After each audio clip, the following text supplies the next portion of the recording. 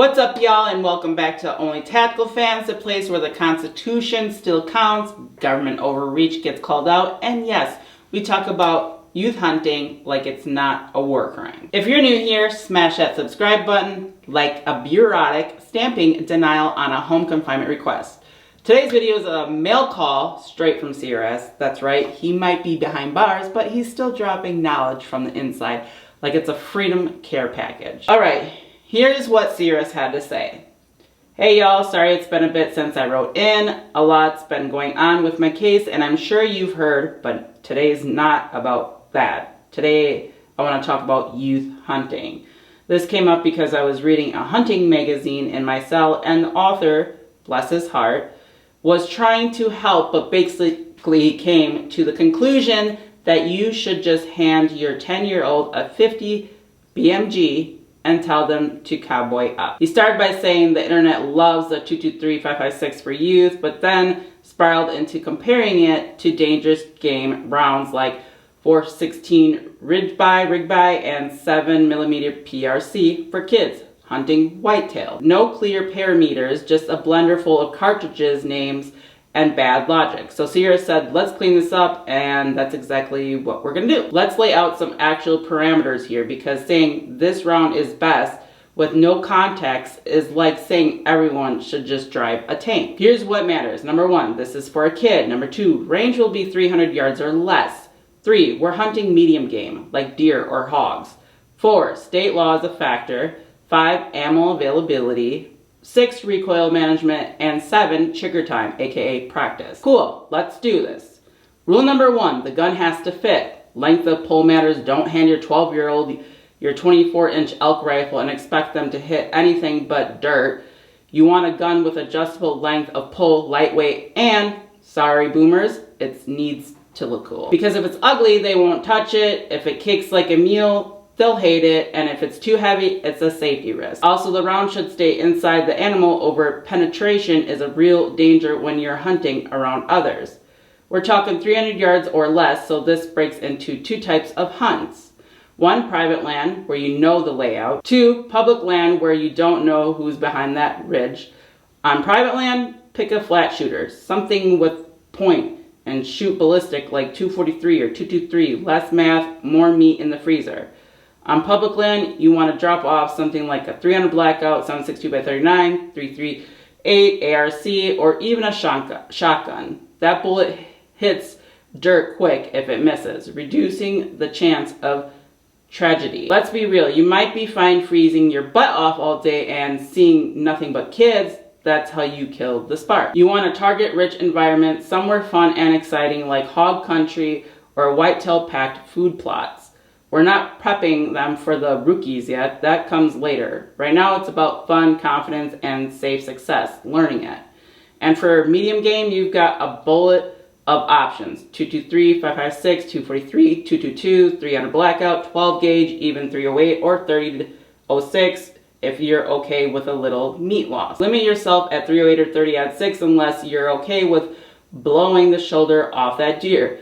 And if you're hunting pigs and don't plan to mount or eat them, go crazy. 300 Win Mag, 50 BMG, grenade launcher, whatever makes you feel cool. No, I wouldn't recommend. If it's for meat or a mount, use the smallest round that still gets the job done.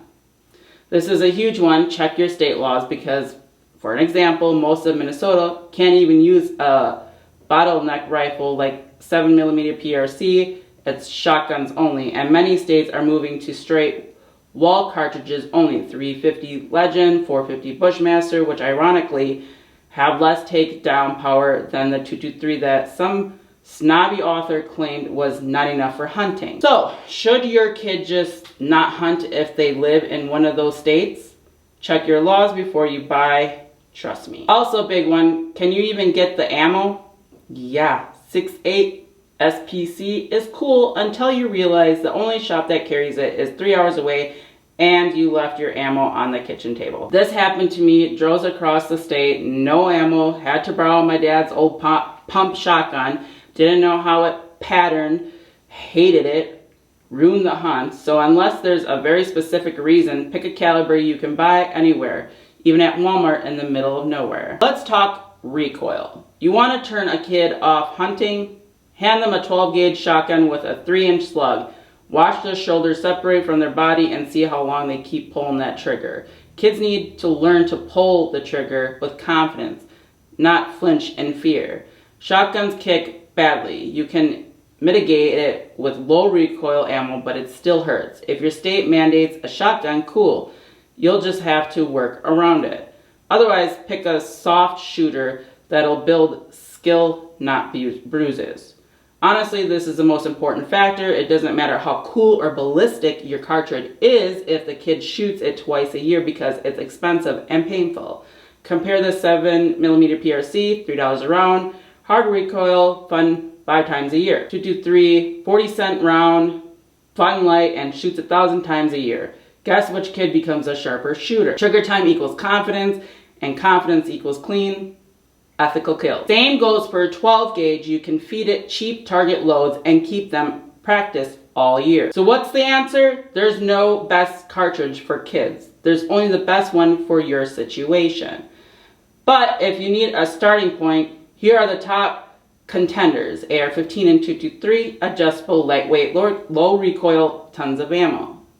12 gauge shotgun, legal everywhere, adaptable, and gets the job done. That's the 2-horse race for most folks. Everything else, just noise unless you have a specific need or budget. And please don't hand your kid a Magnum rifle and tell them to toughen up. Hunting is about building skills, memories, and respect for life, not trauma and shoulder damage. So there you have it. CRS said it best. Don't overthink it, but don't be dumb about it either. This isn't about showing off. It's about raising responsible, capable young hunters who enjoy the sport and want to keep doing it. Want to support the mission? Hit up OnlyTacticalFans.myshopify.com, grab some merch, and drop your favorite youth hunting setup in the comments.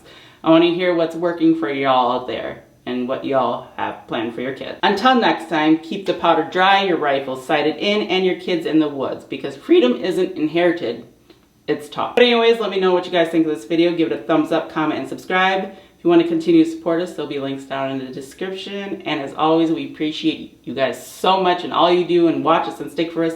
Thank you. But anyways, until next time.